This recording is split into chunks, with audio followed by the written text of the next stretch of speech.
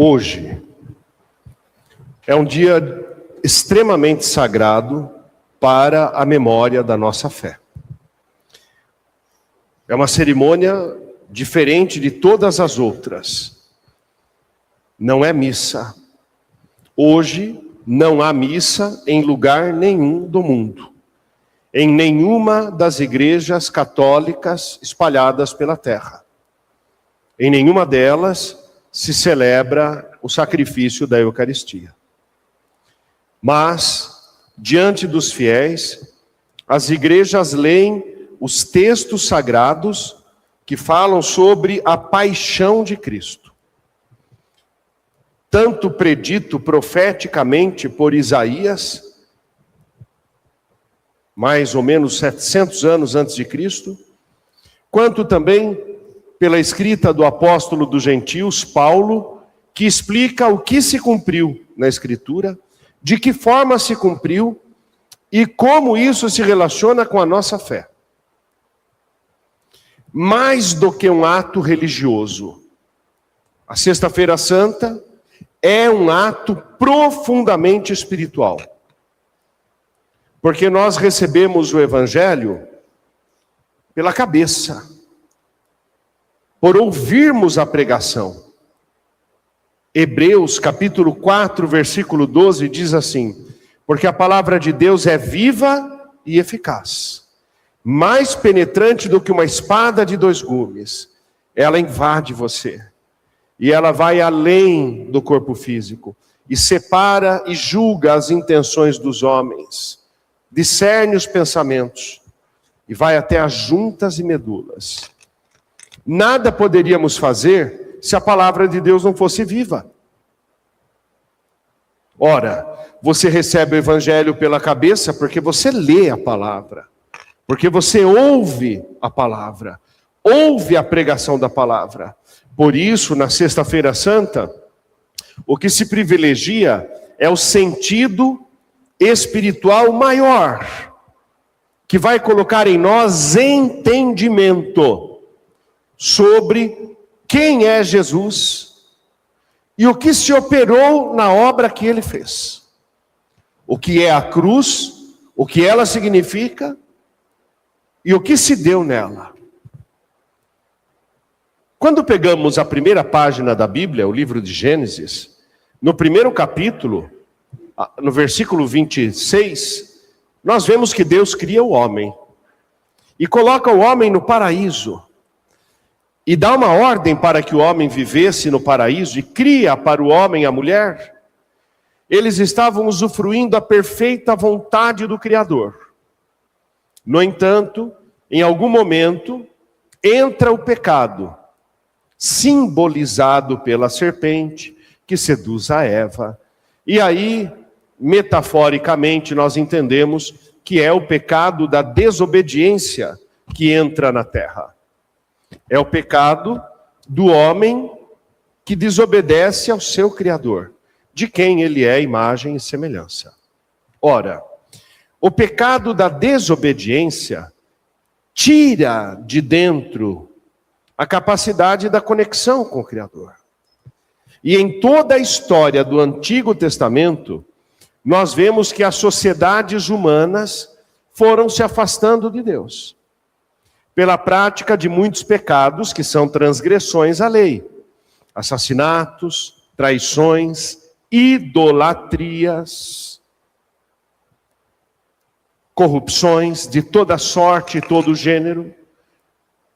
O ser humano vai se aliando com costumes que são cada vez mais contrários a Deus. Até que a Bíblia diz, a palavra ensina, que no ápice dos tempos, julgou Deus ser necessário que o seu Cristo entrasse na terra. Então Jesus entra para tirar o ser humano do domínio da transgressão, da força do pecado.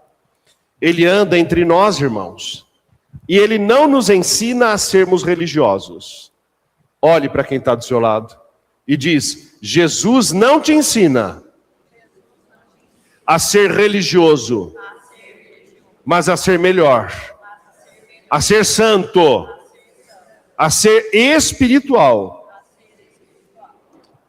Então, quando você olha para a vida toda de Jesus, em primeira e última instância, por tudo que ele faz, ele diz assim, pelos milagres que ele realiza, ele ensina assim, olha que a vida na terra vai acabar. Há uma outra realidade, que é a vida eterna. E Jesus vai dizer no Evangelho, eu sou o caminho, a verdade e a vida. Então ele chama a atenção o tempo inteiro para ele. Só que à medida em que ele vai vivendo, lá na terra onde ele nasceu, na Judéia, passando pela Samaria, fazendo sua peregrinação, mostrando para a terra a mente de Deus, vai se cumprindo a profecia da primeira leitura que a Luciane leu para nós, que é a profecia de Isaías. A profecia de Isaías é aí que a gente vê que não é religião, mas que é alta espiritualidade. E eu estou insistindo nisso. Há tempos eu venho falando isso. Não porque eu tenho tirado méritos da religião. Pelo amor de Deus, todas as religiões são boas e úteis à humanidade. As religiões têm suas funções sociais, de socorro. Porém, o nosso foco é falarmos com cristãos. E cristãos sabem que dentro deles não é religião que existe. É espiritualidade. Ora, Isaías vai dizendo, cresceu numa terra árida, se cumpriu a profecia. Onde ele nasceu? Na Judéia, é uma terra árida. Conviveu com os menos favorecidos. Foi dando a eles conhecimento. Ora, isso se cumpriu. Sofreu pelo povo. Isso se cumpriu. Não tinha graça e nem aspecto de beleza para atrair os nossos olhares. Ele já está mostrando Jesus na cruz. Por um instante, feche seus olhos. E tente imaginar na sua mente a cena da crucificação. Imagine Jesus que foi julgado por um poder iníquo, que foi chicoteado, esbofeteado, escarrado, coroado com uma coroa de espinhos, esmagado pelo peso da cruz. Imaginem ele sendo colocado na cruz, ofendido. Imagine ele sendo pregado na cruz, por seus pulsos, pelos pés, cheio de sangue, sofrimento, gritos de dor. A tortura real estava ali. Abram os olhos. Olhem para mim. Alguma beleza vocês conseguiram imaginar nessa cena? Em algum ponto, esta imagem é bela. Cumpriu-se a profecia de Isaías. Não tinha graça e nem beleza para atrair os nossos olhares. E aí Isaías vai ser aqui um professor didático que vai explicar. O castigo que pesou sobre ele era o nosso remédio. Ele carregou em cima dele os nossos crimes. Fez-se ele a vítima para que fôssemos salvos. O profeta, é claro, igreja, e é importante dizer isso na Sexta-feira Santa. O profeta está dizendo que Jesus Cristo não foi a igreja dele, não foi o padre dele, não foi um apóstolo dele, não foi um discípulo dele, não foi um cônego, não foi um monsenhor, não foi um cardeal, não foi um papa, não foi um discípulo, não foi um pastor, um presbítero. Foi ele, não foi nem a igreja dele, não foi a religião dele que foi para a cruz, foi ele. Então aqui há um esclarecer profundo. A Sexta-feira Santa é um grito espiritual para você aprender a se relacionar com Jesus, de forma pessoal, íntima. Porque é só Ele que é o caminho, a verdade e a vida, e ninguém vai no céu, ninguém vai ao Pai, ninguém entra no paraíso, a não ser por Ele. A partir daqui começamos a entender que irmãos nossos de outras igrejas cristãs que dizem: olha, só a minha igreja é a correta, já estão negando o sacrifício da cruz. Pastores que dizem: só o meu caminho é o que vale, eles estão negando a obra da cruz. Padres, bispos que dizem: só a minha paróquia, só a minha igreja vale. Esse padre comete uma heresia que a graça de Deus sai dele na hora. Porque ele está dizendo que ele, homem, e a igreja dele humana, com a parede da paróquia dele é que vale. Não, não, não, não. Se não for o relacionamento da sua alma, do seu espírito, da sua mente, do seu coração, o seu relacionamento não for assim com Jesus, você pode estar na religião mais histórica, na religião mais tradicional, que você não entrará no céu. E nem conhecerá realidades espirituais de salvação, de milagre e de redenção. A segunda leitura, lida para nós pela Rosângela, é a leitura de Hebreus, diz para nós quem é Jesus. Atenção. Vou tomar uma aguinha aqui.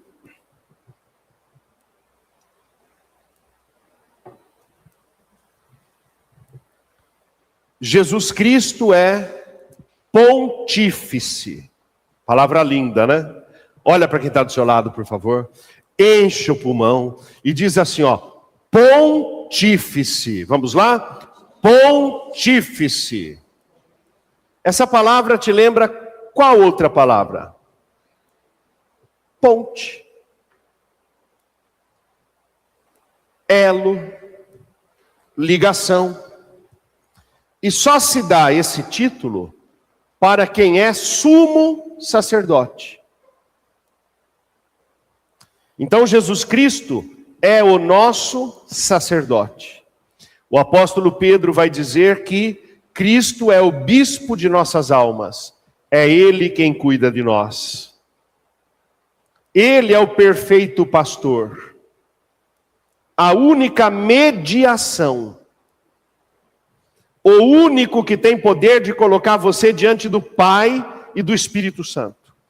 O único que compreende seu espírito, que é Senhor da sua alma, que é o Dominus, o Kyrios, o Adonai do seu corpo.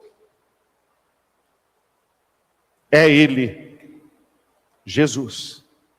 Porque o nome dele,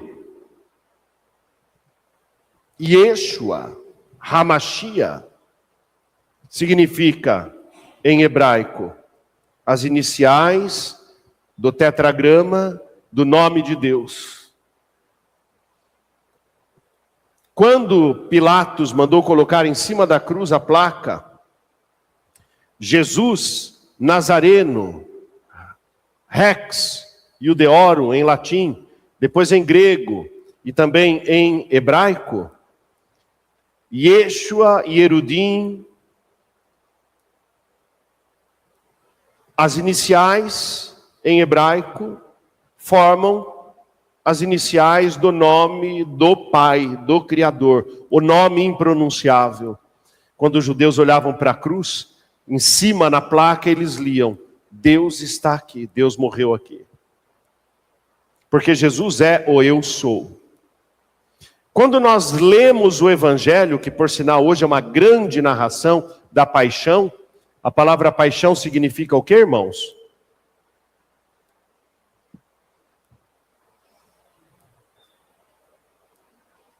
Ninguém está achando aqui que paixão é gostar de alguém. Perfeito? A palavra paixão aqui, ela é de origem grega. Em grego eu digo fatos. E significa sofrimento. Sofrimento em nível moral, mental, espiritual, físico. Paixão, literalmente, significa sofrimento. Paixão de Cristo significa sofrimento de Cristo. Veja, por que ele foi perseguido? Porque ele realizava milagres. No capítulo 10, 11 de João, os sacerdotes decidiram perseguir Jesus. Por quê? Porque os sacerdotes defendiam a religião. E Jesus trabalhava fora da religião. Fazendo o quê? Manifestações da alta espiritualidade na terra. Curando cegos, coxos, paralíticos, surdos, mudos, defeituosos físicos, ressuscitando o filho de uma viúva, de Naim, a filha de Jairo, que era Kéfer, que era líder de uma sinagoga judaica, e depois ressuscitando Lázaro. Ele multiplica pães e peixes, e a religião não faz isso. Então os sacerdotes definem, precisamos matá-lo, porque ele vai acabar com nós. Nós vivemos da religião. Nós não podemos falar para o povo ir atrás dele, porque vai acabar com o nosso ganha-pão. Nós não vamos ter dízimo aqui, nós não vamos ter coleta aqui, nós não vamos ter pessoas, porque para a religião, pessoas, o que significa? O que pessoa significa para a religião? O quê? Cifrão. Quanto mais gente, mais doação. Não é isso? É claro que é isso. Desde os tempos dele é assim. Então os sacerdotes queriam matá-lo, porque ele abria a mente, o entendimento, realizava milagres. Então começaram a colocar nele que ele fazia os milagres pela obra do diabo. Colocavam em cima dele julgamentos para denegri-lo. Só que quanto mais se levantavam, mais o povo ia atrás dele. E ele não pedia religião, ele não pedia dinheiro, ele não pedia obra religiosa. Ele pedia o quê? Muda teu caráter, deixa de pecar, ame a Deus, obedeça a Escritura. Era isso. Eis que chega o auge. Prendem Jesus pelos milagres. Atenção. Agora entramos em dimensões espirituais que ainda hoje estão na terra. Quantos poderes existem na nossa pátria? Poderes constituídos. Quantos? 3. Quais são? Legislativo, judiciário e executivo. Olhe com estes olhos para a realidade da Judéia e da Samaria. Os sacerdotes eram o poder legislativo. Faziam leis. Depois havia aquele que governava, que executava. E depois havia o superior tribunal, a justiça. Irmãos, quem prende Jesus? Os sacerdotes. Eles não conseguiam julgar Jesus, porque a lei proibia. Eles foram legalistas ao extremo. Aí levaram para Herodes. Herodes falou, eu também estou debaixo de Roma, então eu não posso resolver. Mandaram-no para Pilatos. Os 3 poderes envolvidos debaixo de uma força espiritual. O povo inflado espiritualmente para condenar aquele que era o benfeitor perpétuo. Jesus foi condenado pelos seus próprios sacerdotes, pelo poder religioso, legislativo, pelo poder judiciário, pelo poder executivo de sua época. O mundo, com suas estruturas humanas, rejeitou o Cristo. Isso se repete hoje ou não? Sim ou não? Está tendo uma lei aí em países que pregar a Bíblia agora vai dar cadeia. Canadá. Isso vai se espalhar. Em outras dimensões isso acontece. Mas e no seu coração? Você precisa de uma liturgia de Sexta-feira Santa teatral para sentir a tristeza da morte do Cristo? Ou esta Sexta-feira Santa está colocando na tua mente o entendimento do que Ele fez por você? E que isso é eterno. E que se você se arrepende, Ele perdoa teu pecado e faz de você hoje um remido, um marcado por Ele para a pátria eterna que é o céu. O que é a Sexta-feira Santa, senão a grande lembrança da igreja? E a igreja não é aqui instituição, a igreja é espiritual. A grande lembrança do amor profundo que Jesus manifestou. E quando você toma essa consciência, e essa consciência vira verdade dentro de você, a tua vida nunca mais é a mesma. Tua vida familiar nunca mais é a mesma. Tua vida afetiva nunca mais é a mesma. Tua vida acadêmica nunca mais é a mesma. Tua vida familiar totalmente estruturada, social, financeira, moral, espiritual, nunca mais é a mesma. Porque você anda nessa terra pelo poder dele. Você já é um salvo. E onde você pisa, ele anda com você. Onde você entra, ele já está lá te esperando. Para onde você sai, ele já está te acompanhando. Você é instrumento dele. Ele está vivo em você. Isso é ser cristão. Do que adianta você fazer um jejum de não comer carne e não beber guaraná e Coca-Cola, que é deliciosa na quaresma. Eu vejo caminhão de Coca-Cola, gente, eu abençoo. Eu falo, Senhor, nunca deixe faltar uma para mim. É maravilhoso, é delicioso uma Coca-Cola, não é? Mas é esse o jejum que agrada a Deus, não tomar uma Coca-Cola? Sim ou não? O fato de você não comer uma bistequinha deliciosa vai agradar a Deus ou não? O fato de você não comer um bife a cavalo na quaresma vai mudar o seu relacionamento com o Criador ou não? O jejum que ele quer, que ele ensina, também passa pelo jejum dos alimentos. Também. Mas é o jejum do pecado. É que nós não sejamos injustos. É que nós não sejamos anticristãos. É que nós sejamos verdadeiramente cristãos, manifestadores da presença dele. Se verdadeiramente, diácono e irmãos, celebramos a Sexta-feira Santa como convém, nós vamos incomodar muitos do sistema religioso. Muitos.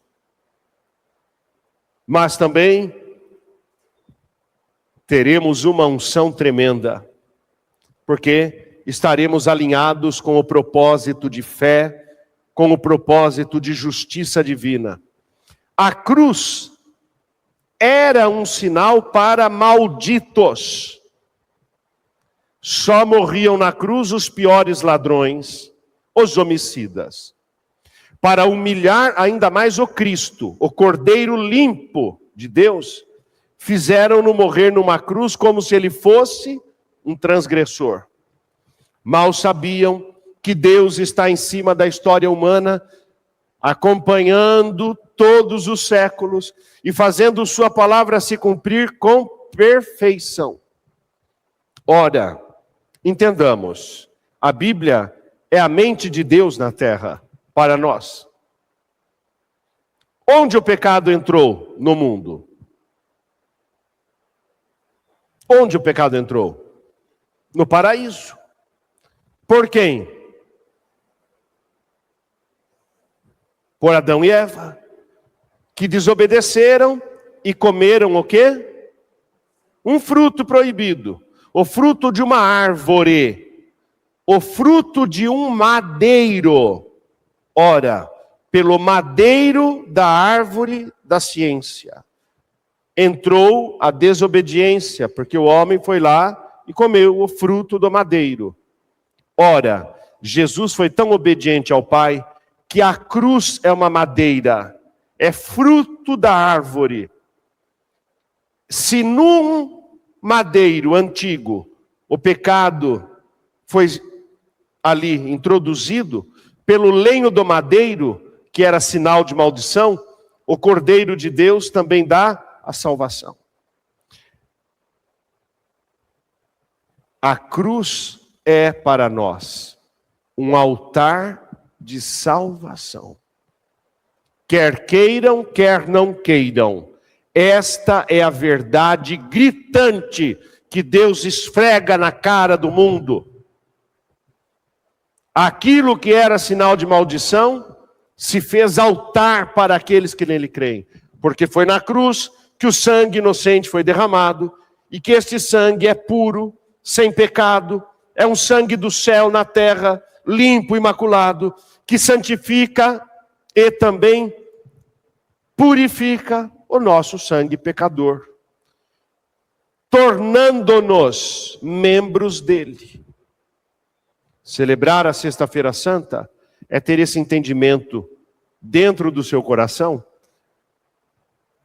quase 2000 anos após a obra redentora, e saber que foi o Espírito Santo que guardou este entendimento ao longo dos séculos, até chegar a você. Nós vamos agora reverenciar a cruz.